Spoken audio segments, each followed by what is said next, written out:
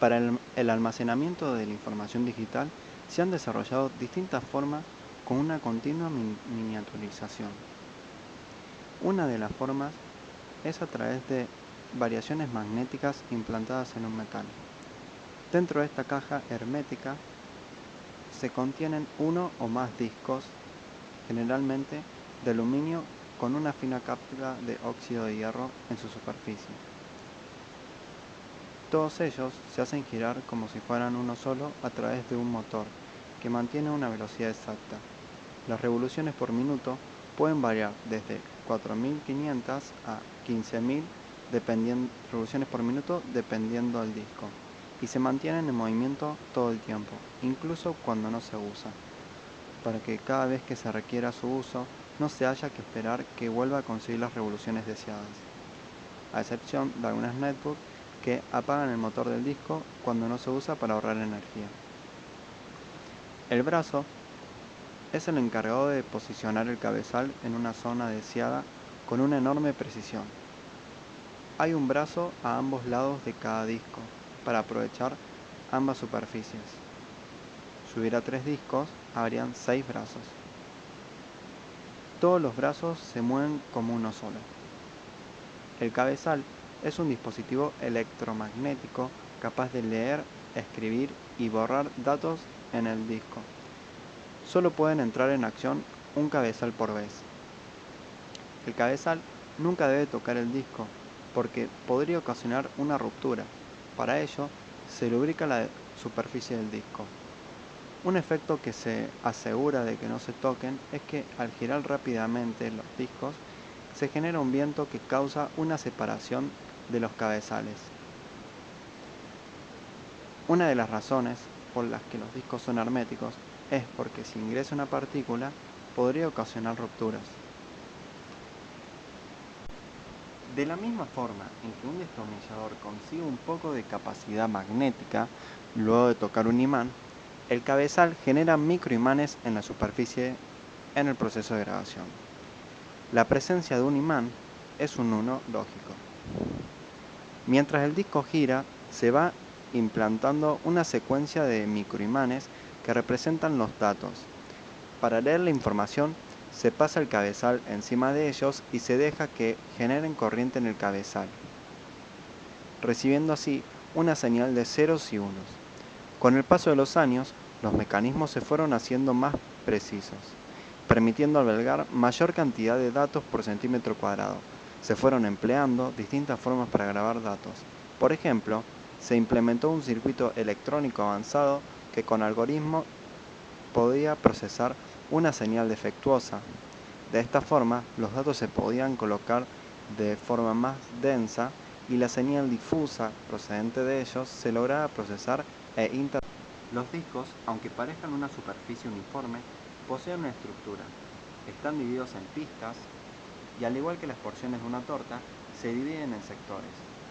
Cada delimitador, por donde pasa el cuchillo de la torta, es una franja fuertemente imantada para indicarle al cabezal dónde se inicia cada sector.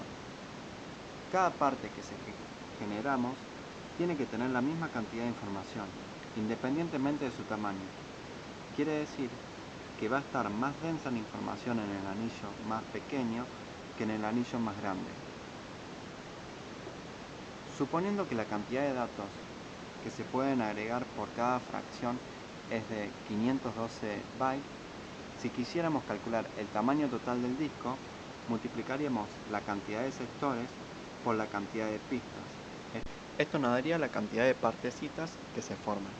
Si la multiplicamos por la cantidad de información que se puede guardar en cada parte, nos da la cantidad total que se puede albergar en una superficie. Y luego multiplicaríamos por la cantidad de superficies y nos da el tamaño total del disco. Para aprovechar mejor la superficie, se modificó la cantidad de sectores que posee cada pista, agregando sectores adicionales en los anillos más externos. Todo esto complicaba mucho los circuitos, pero así se podía aprovechar mejor el espacio. Para definir la velocidad de un disco influyen muchos factores. El tiempo que se necesita para que el cabezal se posicione sobre una pista deseada varía según la cantidad de pistas. No es lo mismo pasar de una a otra adyacente que ir a la otra más alejada. Una vez que se colocaron los cabezales sobre la pista, se deberá esperar que el sector deseado pase por debajo de la cabeza. El tiempo varía porque el sector puede ya haber pasado o que esté justo cuando pase. El periodo dependerá de la velocidad a la cual gira el motor. Velocidad de transferencia de datos. Es la velocidad con la que el disco puede transferir información. Depende de los puntos anteriores, de buscar el sector deseado, la velocidad de rotación, el método con el que se grabó la información, pero, de todos modos, la velocidad de transferencia del disco hacia la RAM es lento. Para acelerar el proceso se incorporó una pequeña memoria RAM extra de 514 a 32 MB dentro del disco llamada buffer. Una de sus funciones es almacenar los datos de los sectores que siguen al requerido, con la esperanza de que sean los siguientes, y si acierta, la velocidad de su transferencia es mucho más rápida. El buffer puede almacenar distintas lecturas, dividiéndose en proporciones requeridas. Interfaces de discos rígidos. Es la controladora del disco, que recibe los datos que capta el cabezal y los traduce, y viceversa. Cuando llega una orden del exterior, la interfaz la traduce para que el disco entienda. Una interfaz fue la IDE, electrónica integrada a la unidad, que se encuentra dentro del disco, para que los cables sean lo más cortos posibles.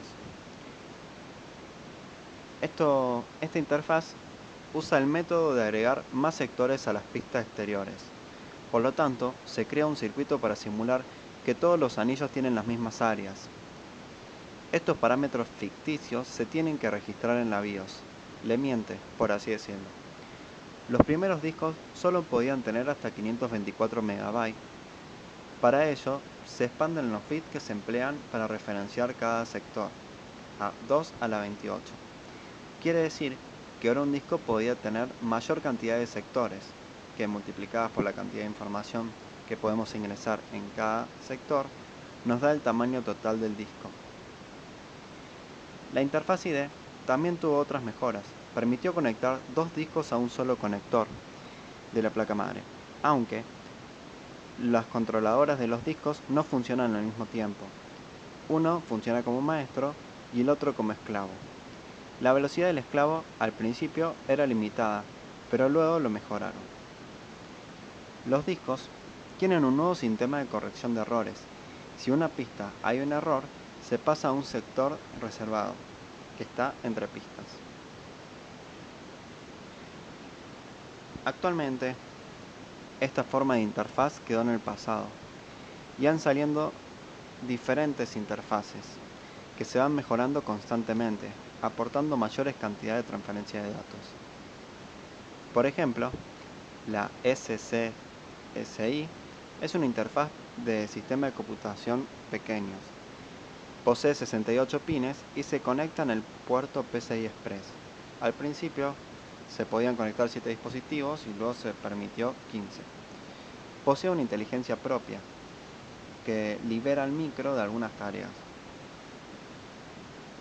SATA es mucho más rápido que el IDE.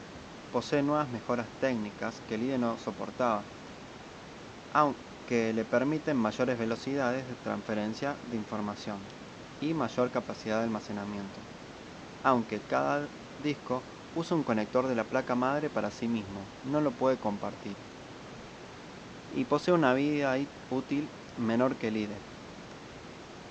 Actualmente hay discos SATA con un cambio radical de tecnología, que es mucho más rápido que los discos magnéticos.